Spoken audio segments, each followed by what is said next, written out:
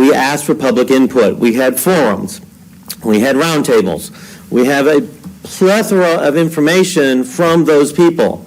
They said, by vast majorities, at every one of those roundtables and every one of those forums, do not downzone. We had a public hearing. We heard again today. 51 out of 52 people said, do not downzone. We had emails. Most of the emails I received were from people saying, do not downzone. Most of the speakers today said, do not downzone. And yet, why? We're just ignoring the people who will be impacted the most by just saying, thank you for coming, and we're just going to ignore you. I feel very uncomfortable with that. I also feel sort of uncomfortable when we started the whole move towards having a public hearing. Several of us said, we're in the middle of a COVID issue. Maybe we should do this at a time and a place that loads of people can be in the room, able to talk, not be in the room at 14 at a time.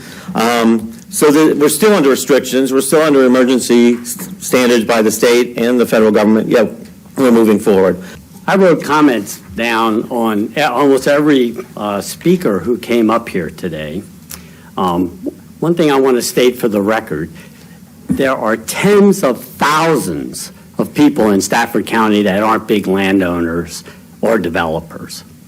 And I can guarantee you, I represent, I guess, about 23,000 people in the Garrisonville district, and I could go door to door, and with an honest explanation of what we're trying to do, 9 out of 10, probably more than that, would agree with the action that the board wants to, that I want to take tonight. I can tell you that I honestly believe one house per 10 acres was the route to go, but I compromised with some people on this discussion and lowered it to 1 in 6. I don't think it's going to be as effective as 1 in 10, but we'll see what happens over the next several years. This argument about we're rushing this thing through during the COVID, we can't stop. The Congress is working. They had a big General Assembly where they passed countless numbers of bills. Our legislators in Washington are passing bills and do stuff, but we're supposed to stop. And that makes no sense. We've already stopped it since May.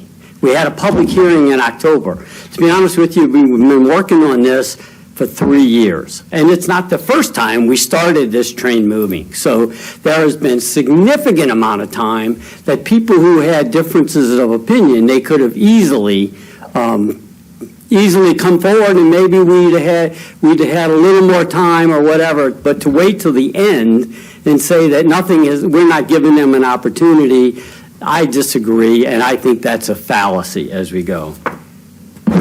When I knocked on the 6,000 doors that I knocked on in Rock Hill when I campaigned, managing growth was the #1 issue people came forward with. When I rode in the cars of these deputies who were sitting in this room, I asked them, what's the biggest issue we're dealing with? Growth in the rural areas, response times, getting out to those places safely was a big problem. And they said, if you don't do something about this, then I don't know how we're going to be able to continue to serve this community and have the response times that people deserve. So for those reasons, I will be supporting in favor of this ordinance today. Thank you. Any further? Everybody's gone once, so let's go ahead and take the vote. Everyone cast your vote.